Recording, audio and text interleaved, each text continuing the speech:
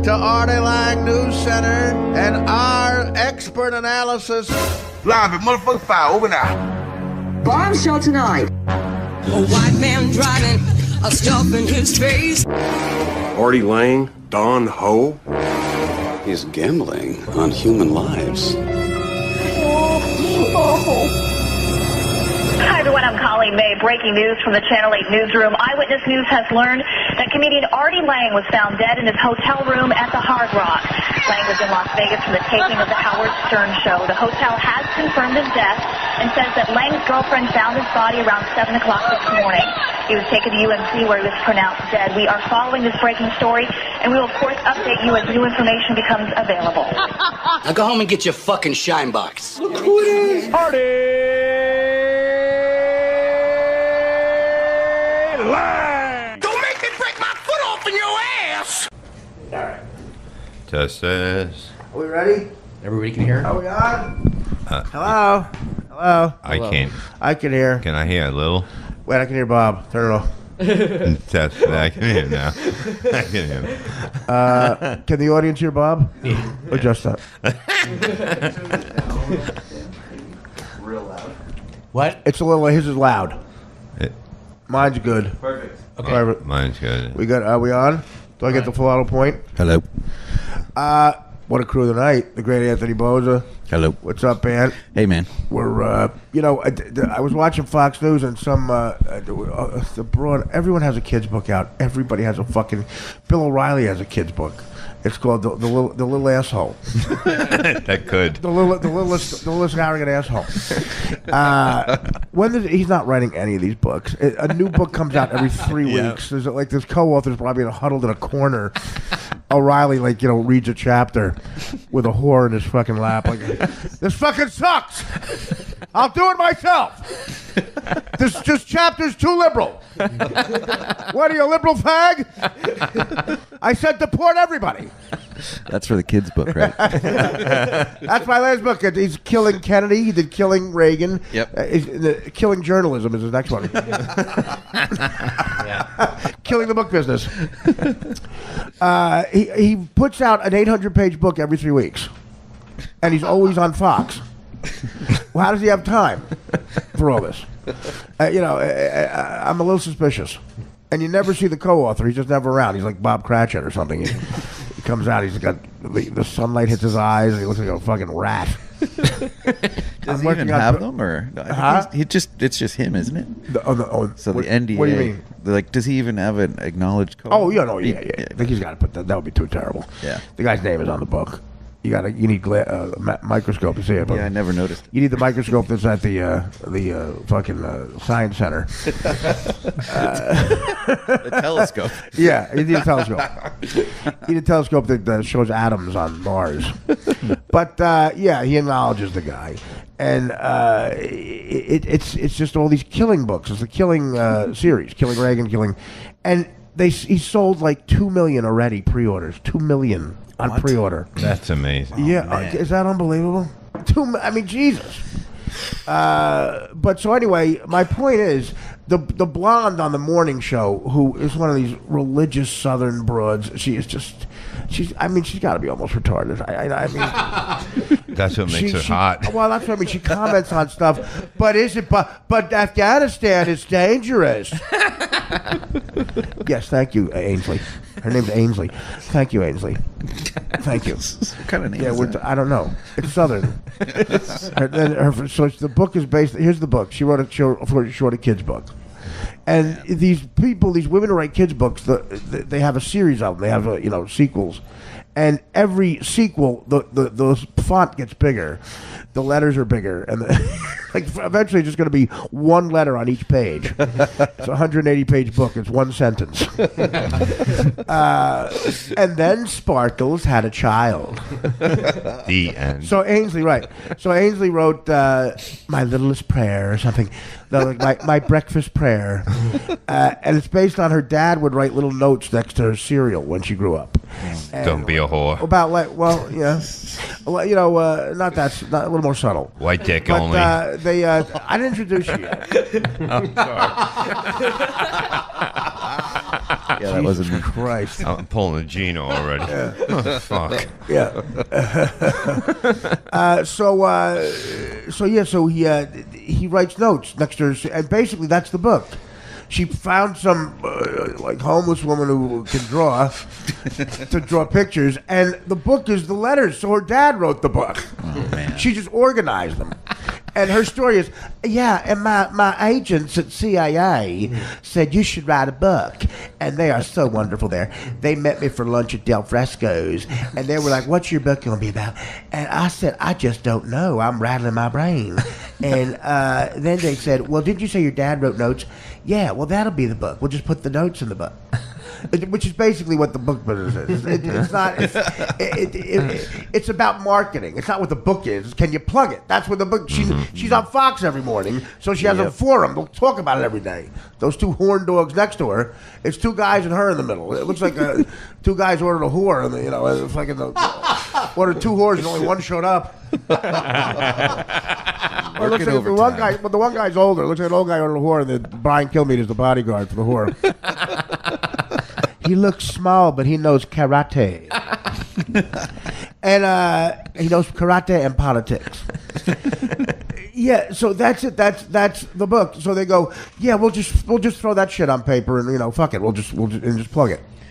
If F. Scott Fitzgerald walked into Simon & Schuster with a finished copy of The Great Gatsby, they would say, yeah, we didn't read it. Can you get on Opie and Anthony? Can you get on Ron? Can you do Thursdays on Ron and Fez? What year is this? What your Instagram followers? Yeah, exactly. How many do you have on Instagram, F. Scott? Great. Who are you? You're Zelda? Are you his girlfriend? Why is he sleeping? He's drunk. No. He's depressed. Why? Because of people like you. Hi, F. Scott. It's Richard Abate. Listen, it's Richard Abate. Yeah, over at over at the Greedy Incorporated. It's greedy. It's not the word greedy. It's a clever play on the word. Right, it's a clever word. It's a pun. We're big with puns. And so listen. We love the manuscript. I got through. I thumbed it. It was great. Something about you and a rich guy in Long Island or some shit, right? Great Gatsby. Listen, can we want to? You know Bob and Tom are. Yeah. Well, Zelda, Zelda seems crazy, right? You've been in mental institutions. Good. All right. Well, that's perfect. Can you guys be like the wacky writers? I'm pitching. It's Richard Abate. I'm pitching this. Oh, man. Listen, I'll need more than 10% of the book, though, for this. I'll need a percentage of the book. Yeah. And just go and you'll be the wacky authors. You're Zelda, F. Scott, or you're going to ring the 5 o'clock whistle when it's 5 o'clock on Friday. Oh, you're going to sing the song by Loverboy, Everybody's Working for the Weekend? Yeah, F. Scott, if he can stay up, he just has to stay awake to sing. F. Scott just has to blow the 5 o'clock whistle. Zelda, you have to blow Bob and Tom. Why are you depressed? Because of people like you? Yeah. Well, we have a great stable of authors, F. Scott. You'll be very impressed. Do you know who Tracy Morgan is? Yeah. You know who Artie Lang is? Yeah. He's a big one. Kite Runner, you know that one? You'll be very impressed by our books. You know the Killing season, the Killing stuff with Bill O'Reilly? You'll love him. Bill O'Reilly, by the way, his initials are B.O., and nobody puts his on. I would call him B.O. the entire time. You're a wise ass. He had 2 kids on who were protesting in the safe space at. This was the funniest fucking thing ever. The kid's like 19, and he's getting ready to challenge Bill O'Reilly. And when the kid starts to make a point, he just yells at him. It's so fucking funny. Well, Bill, yeah, we're a sanctuary campus. That's what we call ourselves. What does that mean? Well, like a sanctuary city. Like a guy comes in, doesn't have to pay, and my kid has to pay, so I'm paying for that kid, right? I'm subsidizing that asshole. Well, no, I guess. Shut up. You're mumbling. I stand by my statements.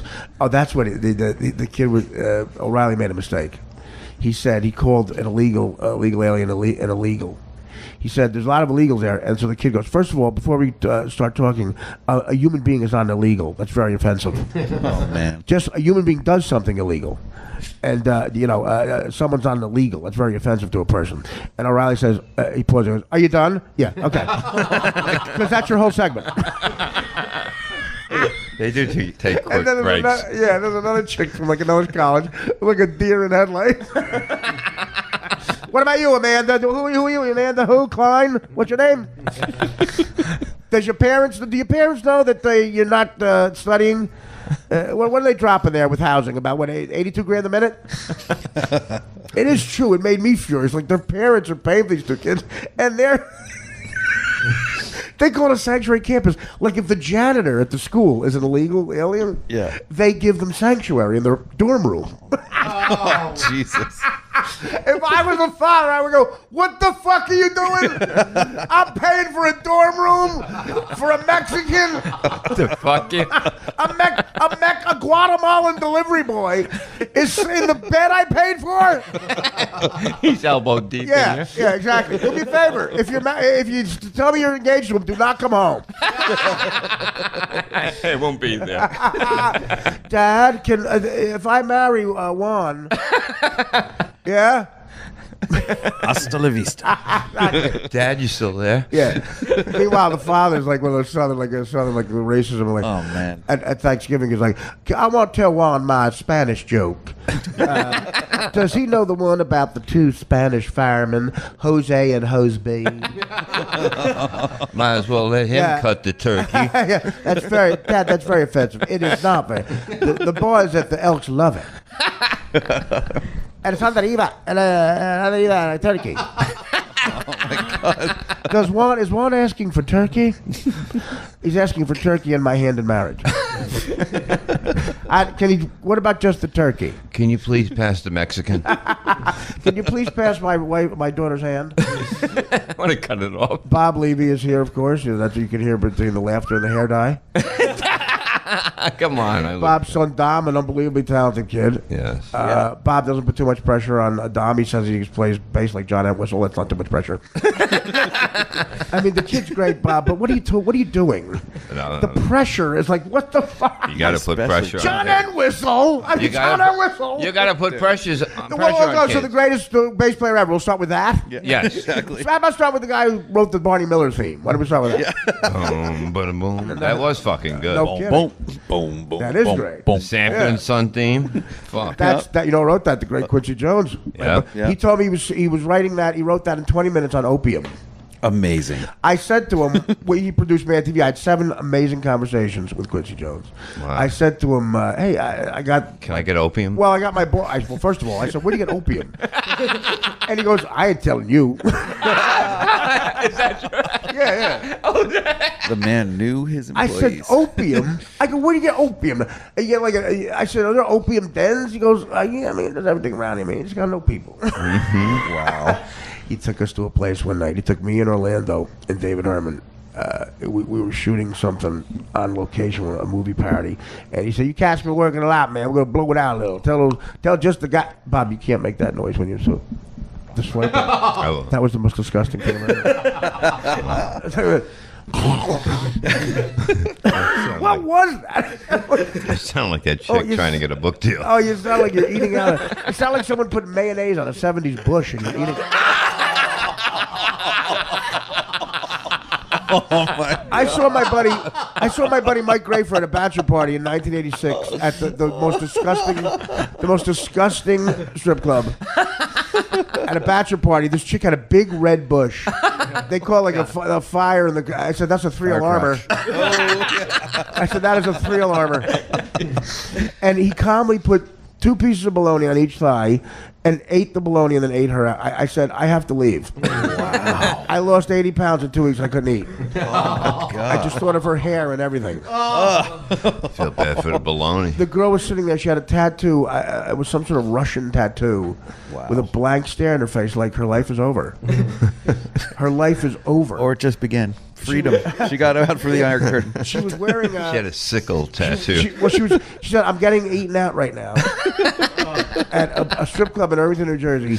And she had I'm getting eaten out by a guy who's wearing a shirt he got made up at the Seaside Boardwalk that said, I swear to God, this was a shirt he had. Hey, bitch, show us your scuss. What the I never heard of that. That's a new one. Scuss. I said, what is scuss? He goes, you know what scuss is. I go, pussy? He goes, yeah. I go, I guess it's obvious. I said, what a great Scrabble word. Because it's not it's SK.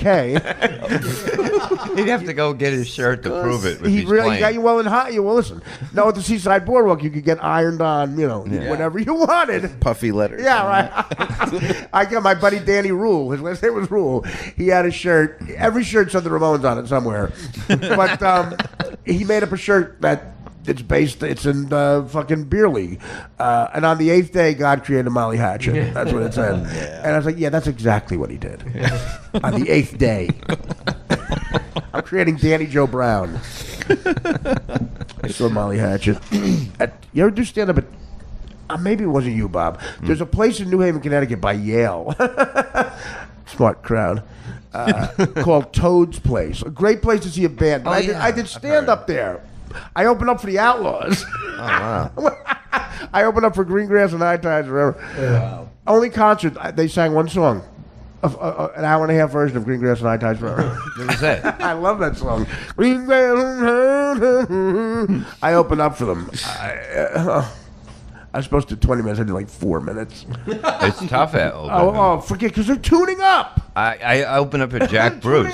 Just while you're trying to... Jack Bruce. Talk about a bass player. Yeah. Wait a minute. I opened okay. Yeah. We have to stop. Okay. Jack Bruce, for you youngins, was the bass player for Cream. Mm-hmm. Okay. Yep. He is called by Clapton, many people from that generation. Rolling Stone, they list the best bass players ever. It's either him or Entwistle. They go back for number one, Jack Bruce. Mm-hmm. And if you listen to those Cream songs, man, Sunshine on My Love, I mean, Swallow, all that shit, it's unbelievable bass playing. And he started out as a jazz guy with an upright bass. Yeah. Mm-hmm. So you opened up for him where? At the Club Benet. They used to have all the bands. What year was that? Probably... Because he's got a lot of cash. He had the Ginger... Did you ever see the Ginger Baker documentary? I love it. Oh, my God. It's so good. It's so fucking amazing. And it has a lot about him and Jack Bruce. Yeah. Were geniuses together in Cream. 3 guys in Cream. Eric Clapton. And Clapton, they argued so much, Jack Bruce and Clapton would cry on stage. He would start crying. Like, I can't take this anymore. But they were amazing together. And Ginger Baker would stab Jack Bruce sometimes on stage. He would try to stab him. But they made amazing music. And supposedly the drummer with royalties, you might remember the details better, Ann, but royalties, the drummer gets fucked out of royalties because it's something like the what are the drummers? Percussion? They get a performance royalty, which is less than publishing and songwriting. The publishing what you want. Yeah, that's the best. Yeah, because you make money not doing anything. Every time it's on the radio, all that stuff. Right. So all those songs, think about that when classic rock radio came about, all you heard was Cream. Yeah. And, like 4 bands, that's all you heard. And they got paid Jack Bruce and the songwriter, not even Clapton. Clapton and Ginger Baker got fucked out of publishing. And because they were just on heroin. And there was a songwriter who wrote all those songs. Oh, yeah? And with Jack Bruce. Yeah. Jack Bruce got the music, he got the lyrics, the guy. Right. And Ginger Baker and Clapton got high.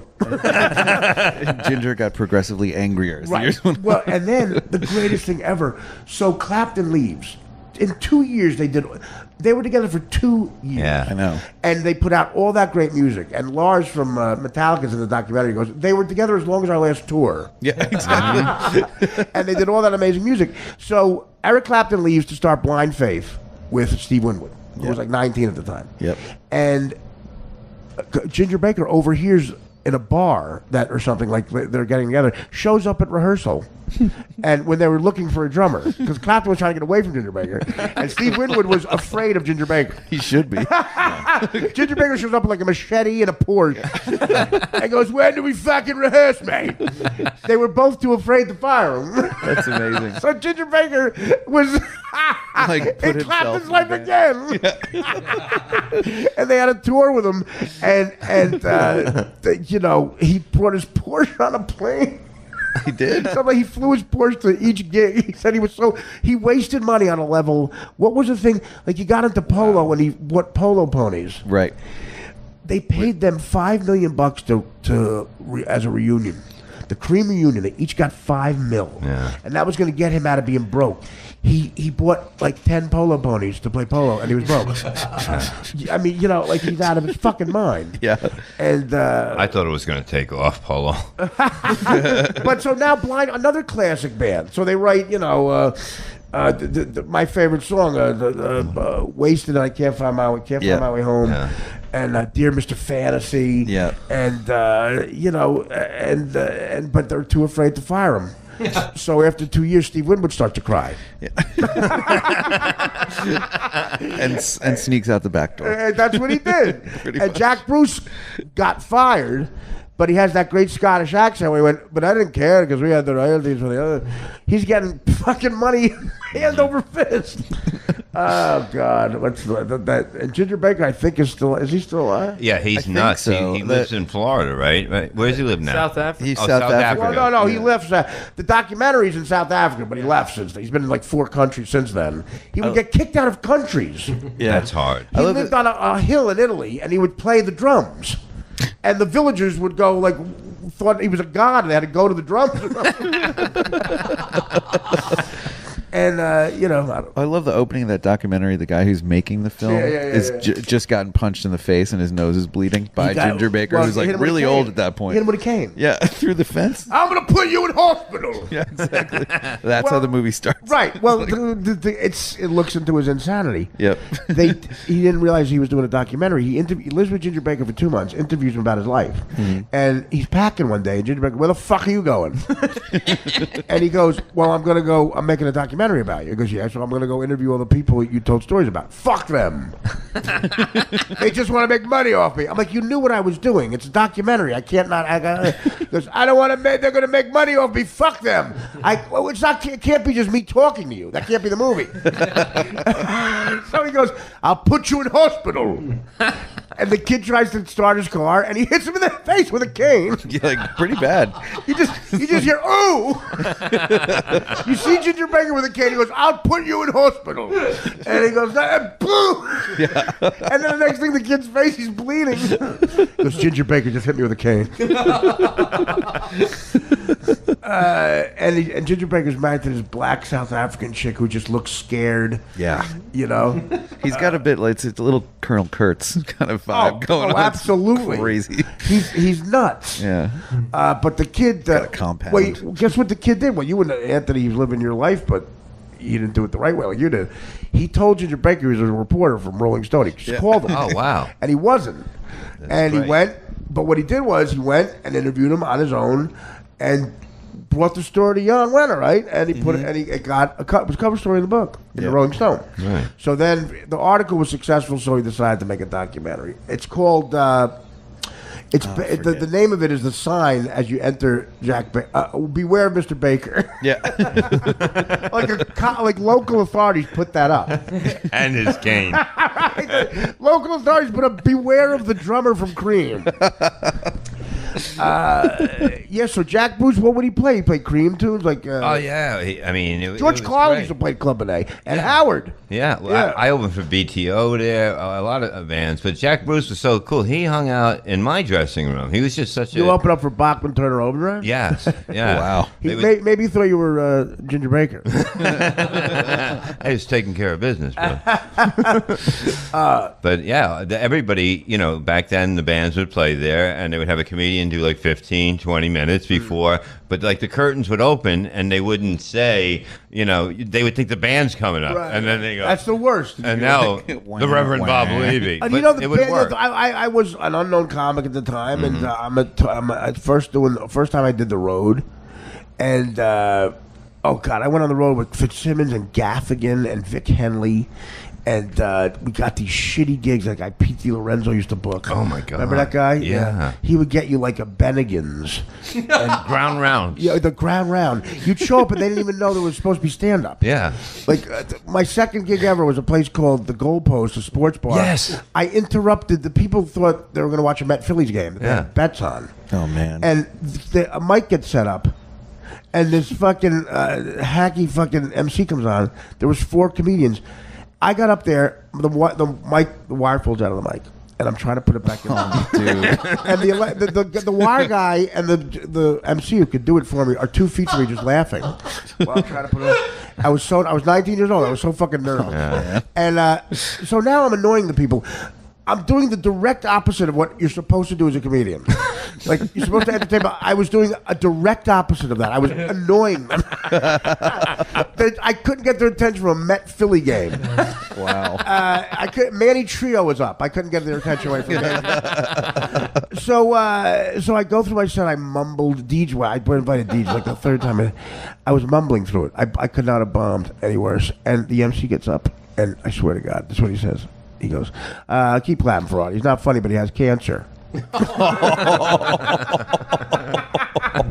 then I opened up, like that time of my life, I opened up for the Outlaws at Toad's Place. Wow, that's crazy. $70.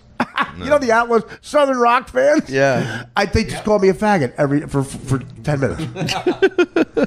Hey, any of you guys have a VCR? Faggot! Shove it in your ass. I'll tell you what's weird. You ever go to a Yankee game, the traffic on the beat, you fucking faggot! And now the Outlaws. They gave me a look. The curtain would just close after you were done, and then it would open again with them. Oh, absolutely. Yeah, and the bass player was the original bass player. He'd been on the road forever. He just looked like a corpse. And I tried to make small talk with him. I said, "How you doing?" He goes, "Need a liver." Wow. I said, "Do you want me to get you? What are you talking about? You want me to go to 7-Eleven?" He said like I need cigarettes. It's not on the menu? Need chicken wings and a liver. 3 words. Need a liver. Jesus. And I'm going to withdraw from this conversation. Like scraggly. No, it was like Sling Blade. That's what he sounded. Need a liver. You ought not do that to that little feller. After every sentence, he made that. Need a liver. Green grass. High tides forever. Need a liver. Can you get me a need a liver? That's my catchphrase. Like the colored comic who does hamburger. Oh, that guy. You know the color of the comic? And then a fucking hamburger. Yeah, fat spook. He says hamburger. I go need a liver. Green grass and high tides. Need a liver. Hamburger. People chant it. They chant my name. Need a liver. I'm Need a Liver McGee. I'm with the Billy Ray Talbot band. Only Southern bands with three names in the always three a names. hyphen. Yeah, 3 names in the name. I'm with the Billy Ray Lewis band. In the summers, I'm with the Kenny Wayne Dyer band. Opening for Rossington Collins. Yeah, I'm with the Talbot Malloy and McKinnon band. Yeah, we're playing Club A. Need a liver. Know any kids that like a nice ice bath? I don't know what Bob's talking about. You can cut the liver out. That's how they get the livers over and over. Bob with a medical lesson. Bob just said that's how they get the livers out. No, I'm confident, Bob. Thank you.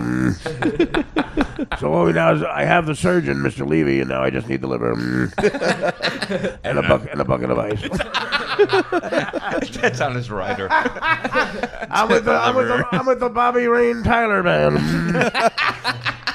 We do all the same tunes. I'm singing "Can't You See What That Woman's Doing to Me?" Need a liver. She's the reason I need to liver that cunt. You ought not have done that to that young boy. The scene with Robert Duvall in Sling Blade. I just watched it. Robert Duvall plays his father. He's got Alzheimer's. He's looking around for a dog that doesn't exist. He's like, right? Oh man! And he just fucking. Billy Bob Thornton just shows up as that character, just walks into his living room. I haven't seen you in 20 years. I was up at the nervous hospital. The nervous hospital? They said I'm not nervous anymore. But for some reason I'm nervous. They give me this here horse pill I take when I'm nervous. They said if you see your dad, take the pill. Remember you killed my brother? With a sling blade. I'm going to kill Dwight Yoakam with the same blade. Dwight Yoakam's in this movie. Yeah, basically throws a good concert. Not too many colors. What happens is, I make a lot of money. The guys who cook crystal meth, I let their sons play with my privates. I said you can play with my privates if I could have a free sling blade to kill Dwight Yoakam.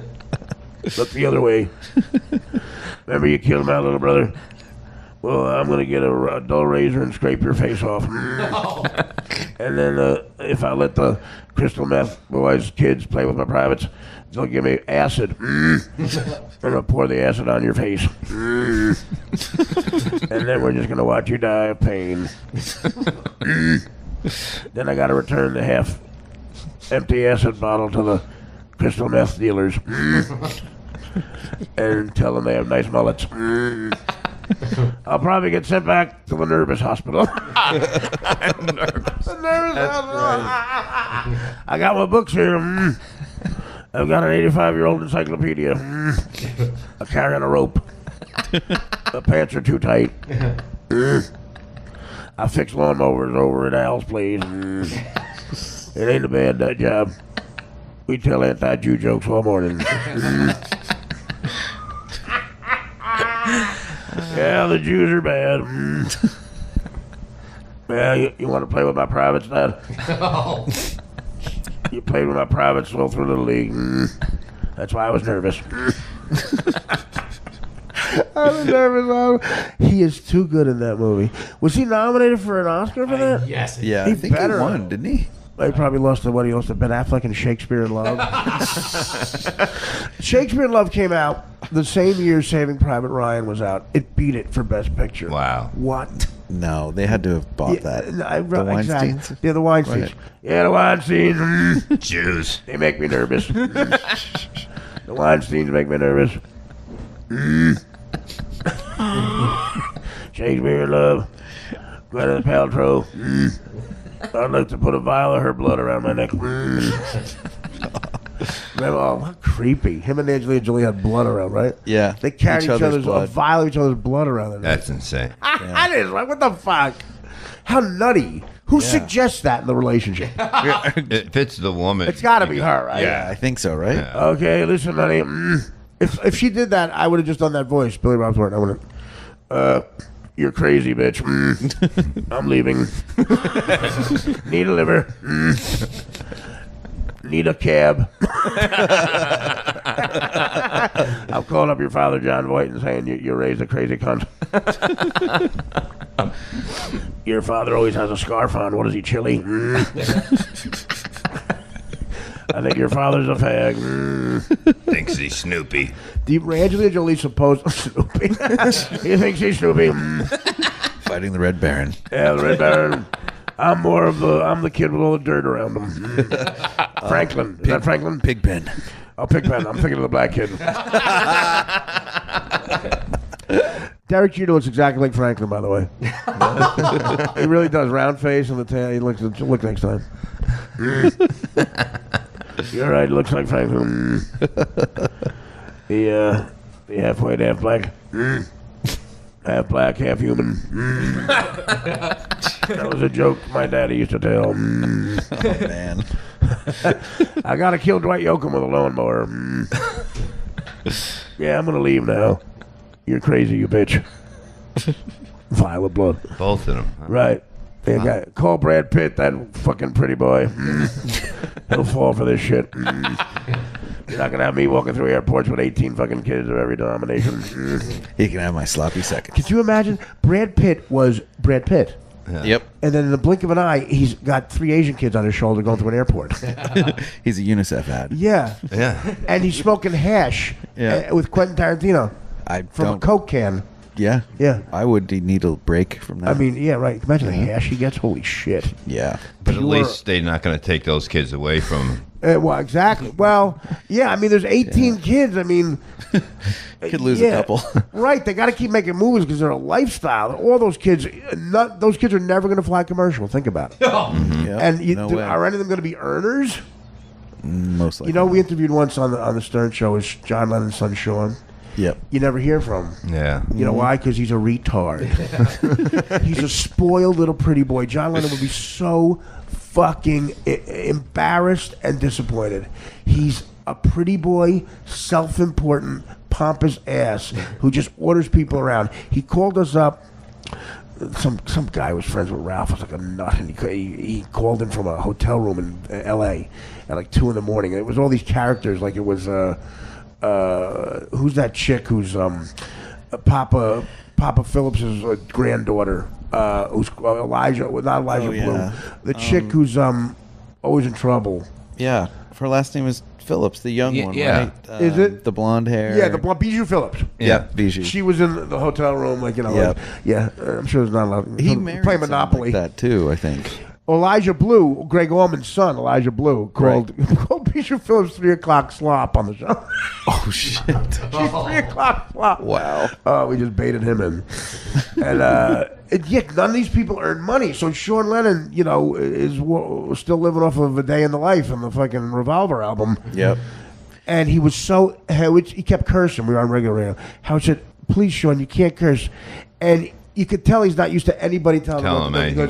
Why? I thought you were like a big, like, dangerous guy, Howard. Fuck you. Like, and he goes, Sean, we're running out of, you know, Bleeps. delay. Yeah, you run out of that, you're done. Right, exactly. If you keep saying it in a row, you run out of delay. So he goes, I don't care. I thought you were like a big rebel. Wow. Yeah, and it's like, oh, just get off the phone. You're disappointing me by the second. Do you think that if John Lennon was alive, he would have pushed him out the window like Clapton did with his kid? Oh, come on. All right, it was an accident. This isn't a roast. No, I'm just saying. Sean does a lot of really pretentious, kooky musical projects. Oh, you probably know more about him than anybody, right? They're weird and really self-indulgent. So of the two, he got Yoko's got talent. Exactly. Yeah, her penchant for off-kilter art. That's perfect. Yeah. If your father's Sean Lennon and your mother's Yoko Ono, you can only have one of their musical talent. You get Yoko's. And your dad's cocky attitude after he was a star. Which means that recipe equals asshole. Yeah. Yeah, he married someone obnoxious like that, too. I remember reading an article a little while ago. And they do a band together that's kind of... with like a celebrity child he married? With like a 3 o'clock slop level. Bijou Phillips, Yeah. she's always in the room with these people. Who hasn't fucked her?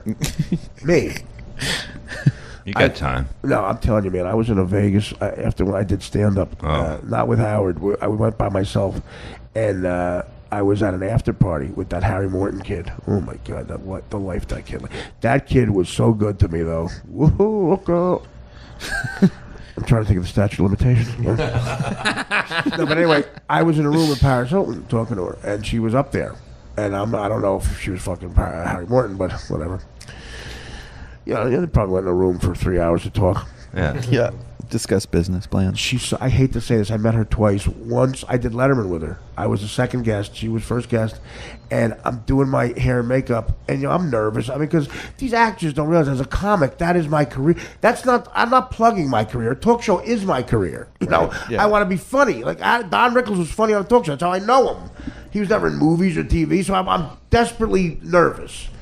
And it's Letterman, you know. So her gay assistant goes, "Are you already lying? Paris wants to see you."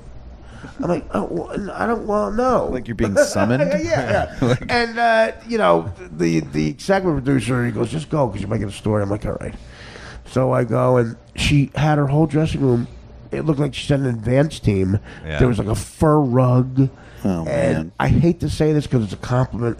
She's the sexiest fucking thing ever. I've been within 2 feet of her for a couple of times. You want to fuck her so bad. She is so. You want to just fuck her. You want to make her pay for what she does to you. So it's me, her gay assistant, who was on a BlackBerry. You know, it was 7-10 years ago. Texting whoever. Do you want, what kind of sushi do you want? Do you want the gluten-free sushi? Should we go to that place? Where's that place? Does Andre know that place? They all know somebody named Andre. Does Andre know that place? And she's ignoring him. And those lips, those fucking lips from that video. Mm-hmm. And she wants to say, you just want to hear her say the N-word. That's all you want to hear. If I heard her say the N-word, if I heard her call someone who works for her the N-word, I would come in 2 seconds. Oh my God. That's so wrong. If I heard her call a butler. So wrong. Where are you, nigger? Am I missing a nigger? Where are you? Dad? Where's the nigger driver? I like him better than the white driver. Oh my God. Well, there's 2 guys named Paul. There's nigger Paul and regular Paul. Bring me in, Pete. I would just go. I can leave now. So what do you want to ask? Yeah, well, so she said to me, she goes, "Don't make fun of me." What? That's what she said. I know it's like your job and stuff, but don't make fun of me because I'm going first and I'm all paranoid. You're gonna make fun of me. And I'm going, I won't make fun of you, I promise. Promise? She goes, pinky promise. I go, oh, no. I go, pinky promise. I actually did a pinky. I said, if there was video to my cousins in Newark that I'm doing a pinky promise. Yeah, pinky promise. Yeah. Bit dead. You had your hands around each other. I said, yeah, exactly. But here's the thing. I know. See, I'm so bad with women that when a hot chick wants to fuck me, I know it. Because it's so rare. It's like seeing, it's like seeing a red elephant or something. Or like a red bush. Exactly. I know I can fuck her. Well, the Cubs win the World Series. They give off vibes. Right. They give off vibes. Yeah. Usually it's like, for $500, I'll fuck you. That's the vibe. Right, that's the vibe. It's a dollar amount. It's a great vibe. She goes, I won't, I pinky promise her, and I go, I don't have to pinky promise your assistant, do I? He's talking because I don't have enough AZT for the month. Oh my God. He's talking to Andre. Good news, Andre found that place, but they don't have your table. Who's at her table? Oh my God, 50 cents at your table. Oh my God, she knows. You know 50 Cent, right? Oh yeah, I forgot about that weekend. Okay, whatever. So she goes out. The first 10 minutes, I just goof on her. But anyway, she kissed me on the cheek and we hugged, and the scent. Her skin, like you could tell she never washed with Zest. Yeah. You know what I mean? She never bought any soap at CVS. Yeah. It was always like imported oils from Morocco or something. Made with like baby stem cells. Yeah. Yeah, several infants died. Yeah, exactly. There were several Indian women who were 8 months pregnant who were killed for Paris Hilton to smell good. Open your legs. I got to feel better. Exactly. Come on, give me your fucking oils. There's a spoiled cunt at Beverly Hills who needs to go to the prom. You gotta smell good at the fucking Golden Globe Awards. So we're taking your life and the life of your unborn child. What do I get out of it? Is this your husband? Yes. What do I get? You get 30 rubles. You get a basket of peaches. Lifetime supply of papadum. Oh yes. I like a papadum, and I get a basket of peaches. You can have the bitch. I'll lure her out. Wait, honey, there's a man here. Ed McMahon say you win $10 million. Come. Oh, 10 million. She'll move faster. Move, you cunt. He has a big check in balloons. Yeah, we're like the Khan family. I have a copy of the Constitution. I will show it to Donald Trump. This is my wife. She does not move. She looked like Pete Rose. You fucking Trump. with that Russian piece of ass. You piece of shit. Fucking Slovakian models. What do I have? I got nothing. This country fucked me in the ass. You little rich boy. You rich your whole life. I'm in the dirt. I work at 7-Eleven. Nothing. A copy of the fucking Constitution. And look at my wife. I do a Rodney joke about my wife. I wrote a good one. She is known as a two-burqa.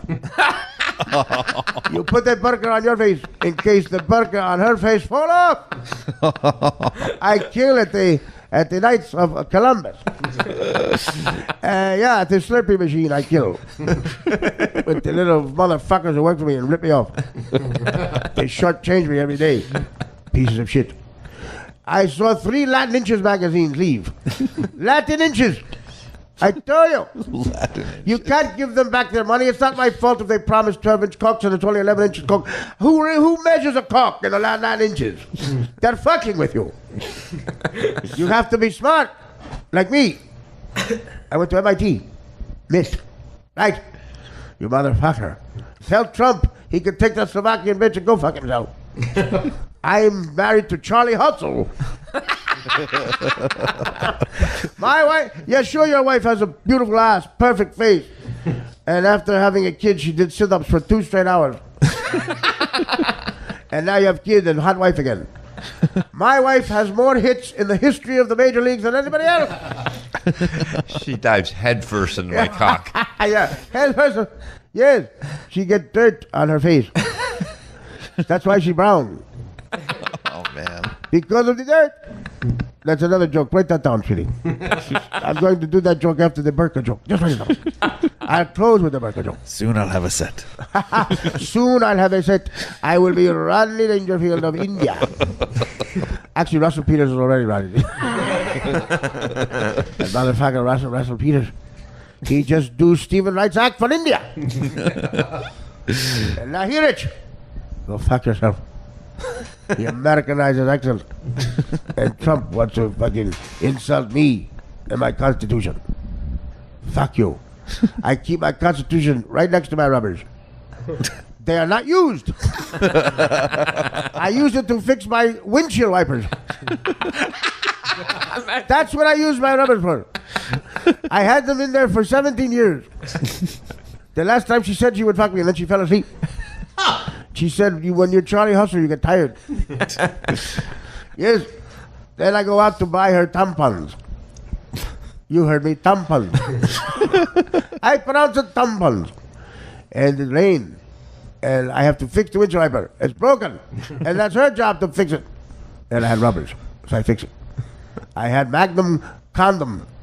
Yes, Magnum, you heard right. I'm hung like an Indian horse. A waste of a cock. A complete waste of a cock. I'm going to fuck Ivanka, I'll show you.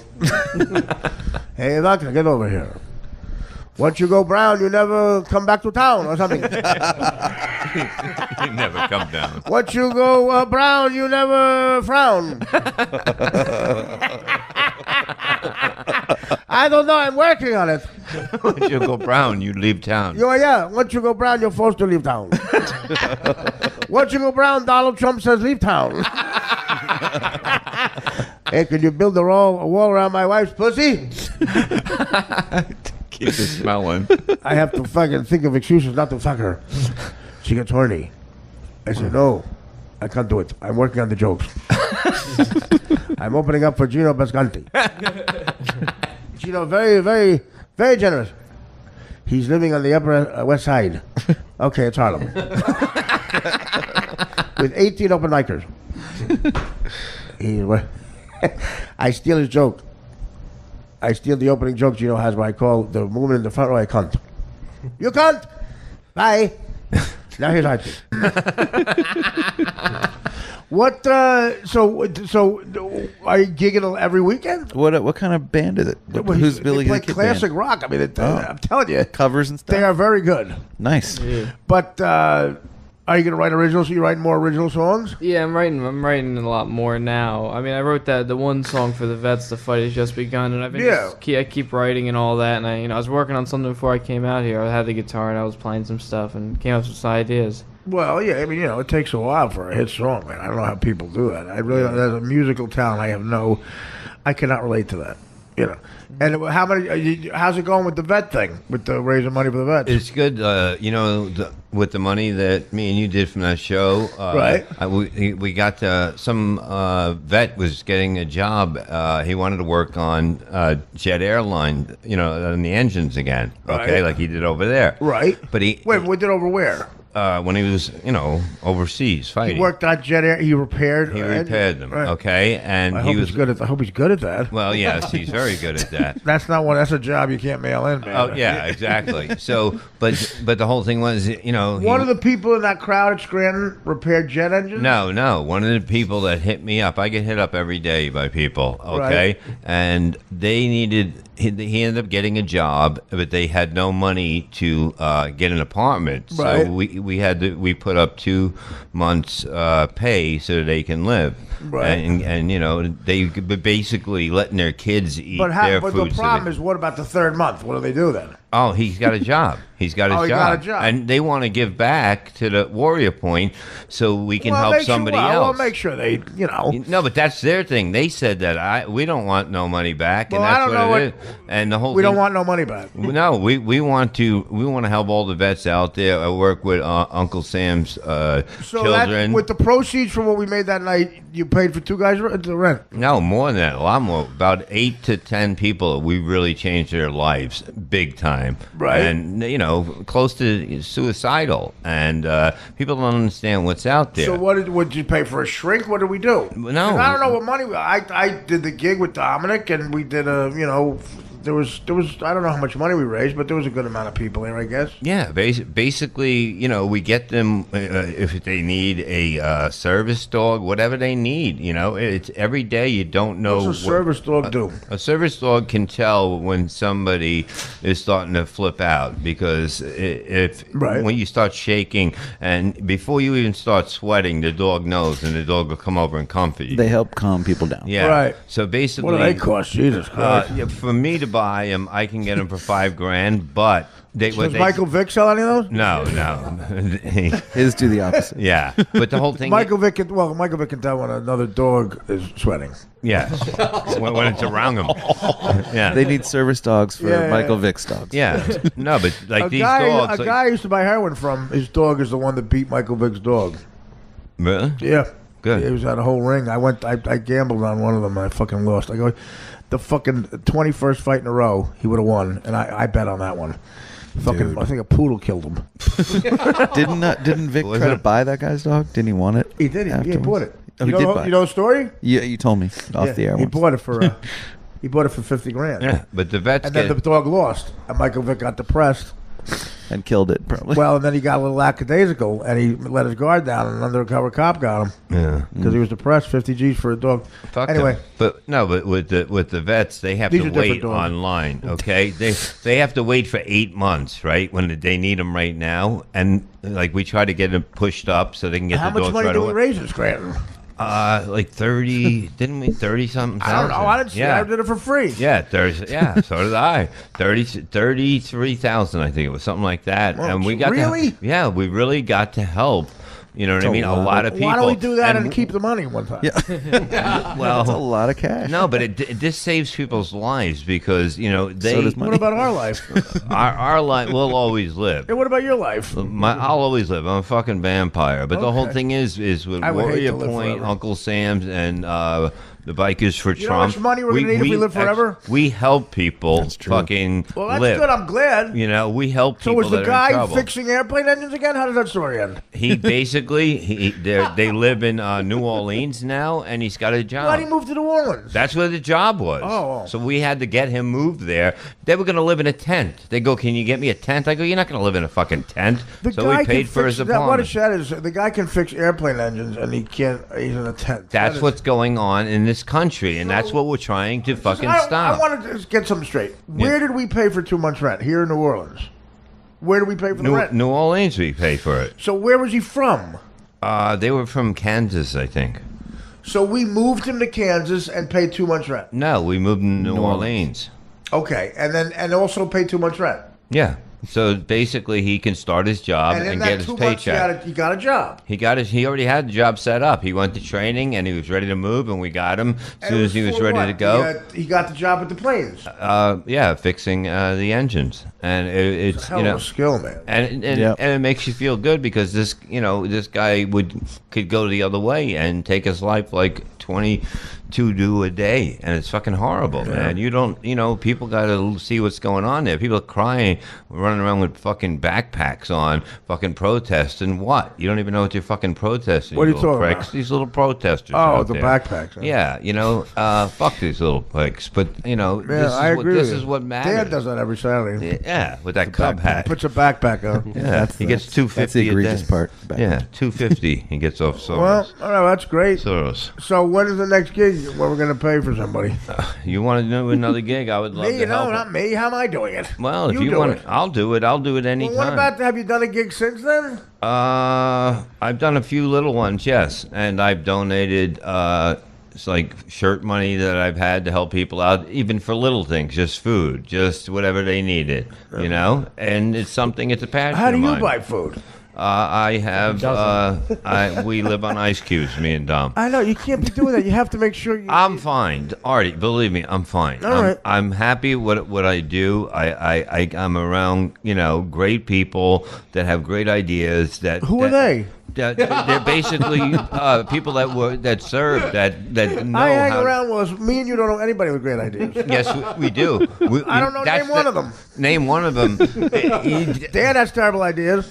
Well, he bought that hat. Of course what he I mean. does. Look at his hat. Yeah, I mean, I wouldn't fucking dress like that. Anthony has good ideas. But he doesn't really hang around us. No, but I'm saying you do good. You do something good. Something has to come back your way one day. And if it doesn't, who gives a shit? You know what I mean? Well, you need something good to happen. But look. As long as you have happiness in your life, you don't fucking need anything else. I don't give a fuck what anyone else says. That's why I never kissed anyone's ass. And you're the same way. I don't have any happiness in my life, Mo. Well, you don't have what? I don't have any happiness in my life. Yes, you do. Don't say that. You gotta, you're in Joe Book's thing. What happiness do you have? What? What happiness do you have? I get to wake up with a smile on my face every day. It's called Xanax. I know. Well, I'm worried about that. No, I'm worried about that. I'm fine. Dude, let me tell you something. You claim you're clean, you take Xanax. I've never been stronger in my life than I am right now. You feel good on Xanax because you're high. I don't take it as much. I have extra pills now because I use medical. All right? I don't take as much. I have extra pills now.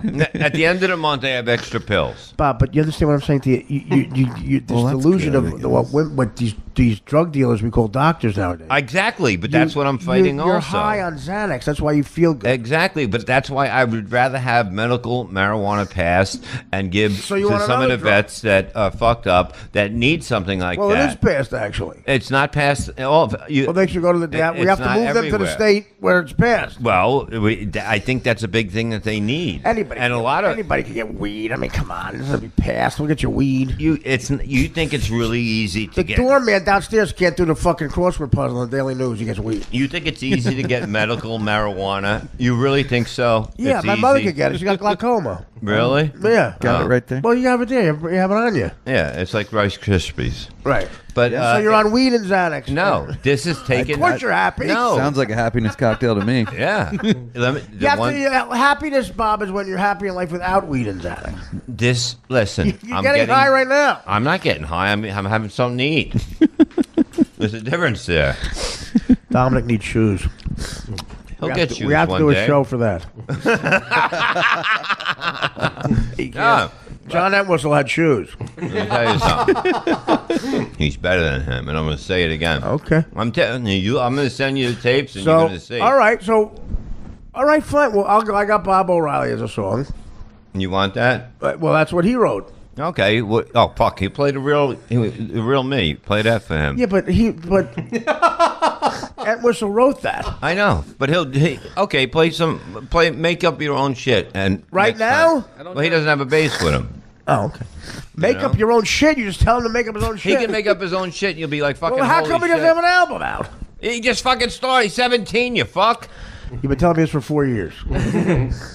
I'm being hard on him like you are. You put that whistle, like putting pressure on the kid. Well, I do. I expect the guys, a lot from the kid. him. What I can tell you honestly is the kid is really good. You should go see him. You But see Entwistle, him. I mean, what the fuck? If people show up with a Who's Next shirt on, expect an Entwistle. And they're going to see better. All right. Well, you got any other gigs lined up, Tom? What about a website? What do you have? Yeah, do you have your own band, or is Billy the Kid, is that your band? He goes from band to band now. Oh. Yeah, like Clapton. Guitar player for hire? Like Ginger Baker. Well, they're looking for a rhythm guitar player that could sing, a keyboard player, and a solid drummer. But so they're just 5 guys away from the... Yeah. But no, that's... Looking for a manager, record label producer. We got all that. Well, you need all that stuff, or you need everybody but you. Yeah, basically. Yeah. Well, it's hard. It's hard to get along with a band. That's the problem. Yeah. It's like, it's especially if you're good and you write songs. Yeah, that's what we do. We sit People and get write. aggravated. Yeah, have fun. That's what life's about. Have fun, motherfucker. All right, calm down. No, that's what I'm saying. If Dan wants to wear got a weed fucking and clown Xanax. hat, then he can wear a fucking clown hat. He's happy. Look at him. Look how special he looks. He is happy without weed and Xanax. That's why that's what you have to do in life. But I am happy without it. I'm worried about you. You're worried. The Xanax is bad. That scares me when Artie Lang says I'm worried about your health. Well, I'm just saying, the Xanax is bad. But I'm cutting it down. Do you understand what I'm doing? You've been doing that for 2 years. pills. But I am using... You got extra pills. I got extra pills. They're laying around the house. The dogs eat them. That sounds out of control. Service dogs? No, I got First of all, the regular house dogs. has got to stink. No, it doesn't. Christine left, right? It does. The house does Tom not. is nodding. Oh, you're a fucking lie. That house does not smell. That house is fucking beautiful. Do you live with the new broad? Well, yeah, I live with her. Okay, she cleans. Does she clean it all?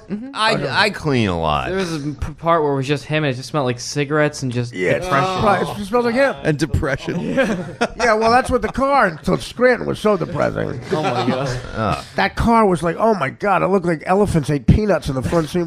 Yeah, but who the fuck left a fucking a big pack of fucking French fries in the back? That I had to eat him because we didn't have any money on the way back. I figured I'd leave Dom some food.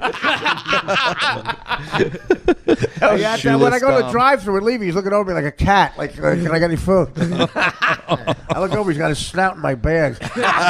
His snout. Just fucking enjoying life. I get to hang out with my son after I didn't see him for many years. That car and what took the Scranton. If I said this looks like a guy who's enjoying life. Hey, if What kind of car was it? If it's good enough for LeBron James What kind to of car drive, is it? a Kia. A Kia? Yeah, I bet LeBron James has a Kia. He has 10 of them. Yeah. he gives us cleaning with him, what Kias. I know. You have a Kia with no mats in them. There's no. It doesn't matter. I don't need any. You know what I mean? I just drive. I don't need to fucking. What year is that Kia? 3 years old. Yeah. And when's the last time you cleaned the inside of it? 4 years ago. Oh my Before god! I bought it. That ride to Scranton was so disgusting. Oh well. That's long. That's not a short ride either. No. It was That's a ride, far. but it was worth it because we helped a lot of people out. We moved a guy to New Orleans for 2 months. And other people we helped out. A lot of people. Artie. You don't realize what good you are and how they look up to you for what you did. Well, we'll tell them to tell me. Call me. Well, they will. They will call you in a second. I don't want them to call me. I know. You'd rather get a call from fucking who calls you I get at a call 4 in from the you. morning? Not me. What do you mean 4 in the morning? 4 in the morning. You get calls from people at 4 in the morning. Yeah, you. Not me. I'm coming down from my Xanax by then. You and Gino Bisconti. I don't. Gino calls me up to tell me he won't come in. I go, okay, bye. Are you serious? No, I'm kidding. Oh. I was going to say you lucky fuck. Well, this is good. So, what about your plugs? Go to RevBobLevy.com. I'll be working in Pennsylvania coming up Thanksgiving weekend. And what are you doing on Wednesday before Thanksgiving? Wednesday and Saturday at the same place. Those are always good nights. Yeah, where are fun. you playing? What's it called? The place I played? The Red Iron? The Red Iron Pub up in... but I'm playing upstairs in the... they have a catering hall, which we made into a comedy club. It's really nice. It's in Morton, PA, I think. It's in Springfield. Thanks for the plug, okay. Tom. Everyone's going to be... Yeah, I was going to say, well, there's all those towns outside of Philly. They're great. Where was the Red Roof Inn where you said you owned the comedy club? You just put a picture of you up. Oh, no, that was in... The guy didn't even know about it, the manager of the place. No, but It's a huge picture of Levy. that was the biggest picture ever I've ever seen. When I walked in, I was shocked. Why you didn't know about it? I didn't know about that. I knew that they were going to make the light outside that with my picture on it, but when I seen the stage, I was it was like, an enormous picture. It was like I'm not like an egomaniac at all, and it was embarrassing to me. Right. And probably everyone. Well, you told me you're the best comedian ever a couple of times. I am. There's no doubt about it. There ain't nobody faster. There ain't nobody quicker. A portrait of humility. Yeah. I'm not gonna. I hate to pat myself on the back, but the truth is that. There ain't many better that can do it. You don't think you're an egomaniac for saying it? No, I'm telling the truth. I'm calling myself not a liar. I'm not going to have a fucking, get on. I don't have the big push to get on TV. And there's many comedians out there. Most of the best comedians that are out there, basically nobody's ever heard of because they don't have the push. And that's a fact. Push? Do you want me to really throw out names who suck in this fucking business? No, I said, what push are you talking about? People that get behind them and throw hundred thousands of dollars at them to get them on fucking stage and sell out. People? I'm talking about people that Otto Peterson. Ellen. Otto and George, you think should have been a big star? Yeah. Absolutely. There's many fucking Bobby Woods, okay? Who's Bobby Woods? Exactly.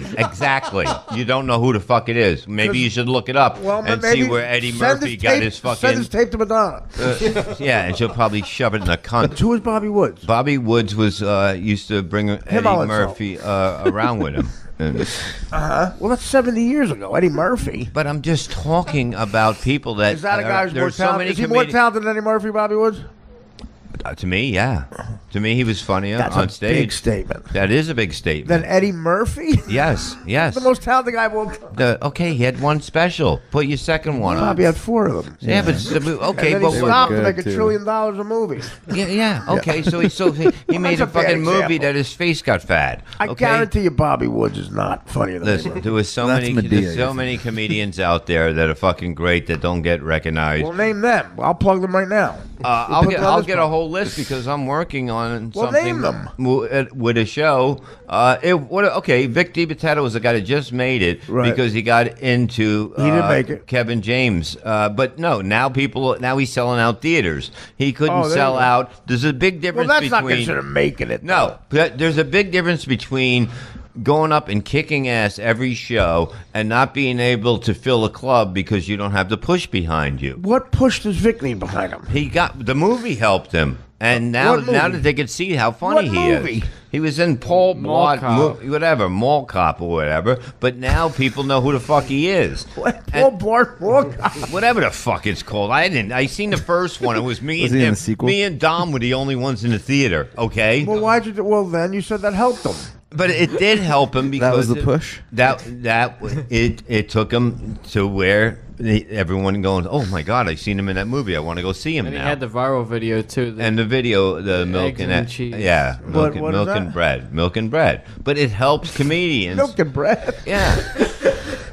What did he say? That was his catchmoney? No, it was basically a YouTube thing that got. Look it up, Dan. It got probably 30 million hits. He made money off it.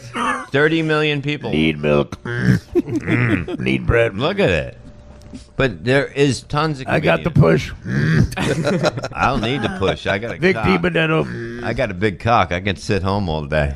Well, that's what you're doing. And I fucking love it. And I get to help people, and I enjoy that. I do my podcast. I love doing it, and it's the greatest thing. You can't beat being happy in life. That's the whole fucking thing. You have to do it without the weed and the Xanax. I'm fine. You have extra pills. The end of the month. That's my new I'm special. not on them. I have extra pills. My new CD is coming out. Extra pills. That would be funny. Yeah, but I'm doing very good. I'm proud of myself because I've actually got off one set of pills and now I'm working on the next. Well, because it's a fucking corrupt fucking system out there. I don't want you. It's a corrupt system. What they're doing to people, they're telling them that this will calm you down and you get hooked on it. You're right. It's terrible. It is. It's got to be stopped. Well, stop. Well, you're helping the system. I'm not helping anymore. I'm fucking letting. How many extra pills do you have? What do you need? Nah, I usually have about 12 to 15. You really have edible marijuana? Yeah. He just ate it. Bob, I'm worried, man. You hungry? The marijuana. I'm good. Anybody hungry? Dan.